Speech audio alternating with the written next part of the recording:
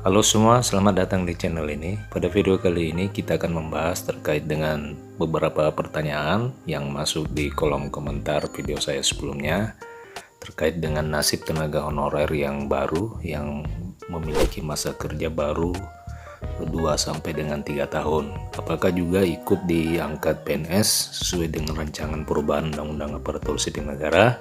Kita simak pembahasannya di video berikut. Tapi sebelum itu, untuk rekan-rekan yang menyaksikan video ini, silakan ditonton video ini secara lengkap dan menyeluruh agar Anda betul-betul menerima informasi secara utuh.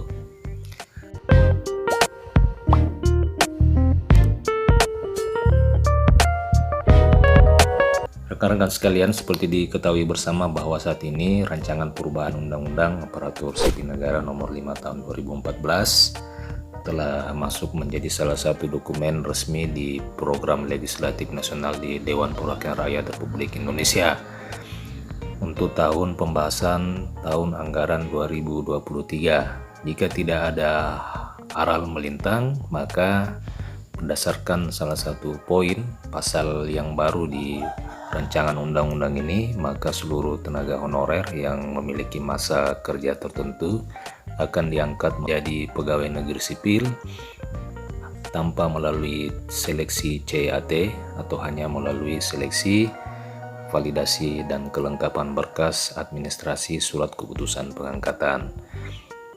Sesuai dengan pasal 131A yang ada pada rancangan perubahan undang-undang ini, disebutkan bahwa tenaga honorer, tenaga tidak tetap, pegawai tetap non-PNS yang bekerja terus-menerus dan diangkat berdasarkan surat keputusan yang dikeluarkan sampai dengan 15 Januari 2014 wajib diangkat menjadi PNS secara langsung dengan memperhatikan batasan usia pensiun sebagaimana dimaksud pada pasal 90.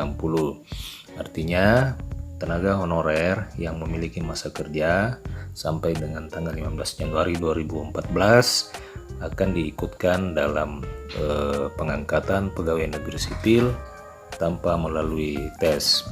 Lalu yang menjadi permasalahan adalah bagaimana dengan tenaga honorer yang tidak memiliki masa kerja hingga batas waktu 2014 ini. Jika kita menyimak dan mempelajari kebijakan yang dikeluarkan oleh pemerintah selama ini, maka besar kemungkinan tenaga honorer yang tidak masuk dalam kategori masa kerja seperti yang saya sebutkan tadi akan diikutsertakan dalam seleksi penerimaan P3K sesuai dengan apa yang dilakukan beberapa waktu yang lalu.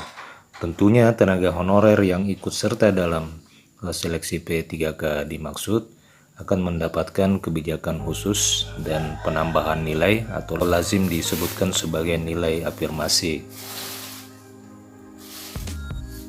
Sebagai contoh, kita lihat di pengumuman resmi pelaksanaan seleksi calon pegawai pemerintah dengan perjanjian kerja di Kementerian Agama Republik Indonesia tahun anggaran 2022. Pada seleksi ini, Kementerian Agama atau instansi membuka lowongan untuk ex tenaga honorer kategori 2 dan pegawai non-ASN di Kementerian Agama. Di poin 2 disebutkan bahwa pelamar non-ASN Kementerian Agama adalah pelamar yang telah mengabdi dan masih aktif bekerja di Kementerian Agama sampai dengan prodi pendaftaran P3K Kementerian Agama tahun 2022 serta wajib memiliki pengalaman kerja di bidang kerja yang relevan dengan jabatan fungsional yang dilamar sesuai dengan peraturan perundang-undangan yang berlaku. Tenaga honorer atau non-ASN yang diikutsertakan dalam seleksi ini itu minimal memiliki masa jabatan dan masa kerja sesuai dengan syarat yang disebutkan di pengumuman ini. Sebagaimana yang tersebut di poin 9 bahwa tenaga honorer atau peserta yang mengikuti seleksi wajib memiliki pengalaman di bidang kerja yang relevan dengan jabatan fungsional yang dilamar. Yang pertama paling singkat 2 tahun untuk jenjang pemula, kemudian paling singkat 3 tahun untuk jenjang ahli muda, dan paling singkat 5 tahun untuk jenjang ahli madya. Yang dimaksud dengan jenjang pemula terampil ahli pertama, jenjang ahli muda, dan jenjang ahli madya ini adalah nama jabatan fungsional yang dibuka dalam formasi penerimaan seleksi P3K. Sehingga rekan-rekan sekalian, dari pengumuman ini kita bisa melihat bahwa setidaknya tenaga honorer yang ikut seleksi dalam penerimaan P3K tersebut itu paling tidak memiliki masa kerja paling singkat 2 tahun. Jadi secara otomatis untuk rekan-rekan yang memiliki masa kerja di bawah dari 2 tahun itu secara otomatis tidak bisa mengikuti seleksi penerimaan P3K, juga termasuk dalam kebijakan pengangkatan honorer sesuai dengan rancangan perubahan Undang-Undang Aparatur Sipil Negara. Jadi rekan-rekan sekalian, mudah-mudahan ini bisa menjawab pertanyaan-pertanyaan yang masih terganjal di hati rekan-rekan. Bagaimana dengan nasib tenaga honorer yang tidak memiliki masa kerja sesuai dengan apa yang disebutkan di rancangan perubahan Undang-Undang Aparatur Sipil Negara. Akan tetapi rekan-rekan perlu diketahui bahwa saat ini pemerintah tengah berdinamika atau tengah merumuskan kebijakan-kebijakan dengan tetap memperhatikan aspek kemanusiaan dan pengabdian para tenaga honorer, bisa mengakomodir semua tenaga honorer yang telah mengabdi di instansi pemerintah baik pusat maupun daerah. Demikian video ini, terima kasih telah menyaksikan video ini. Jangan lupa untuk subscribe agar rekan-rekan bisa tetap menerima update informasi seputar kebijakan honorer, aparatur sipil negara, dan P3K.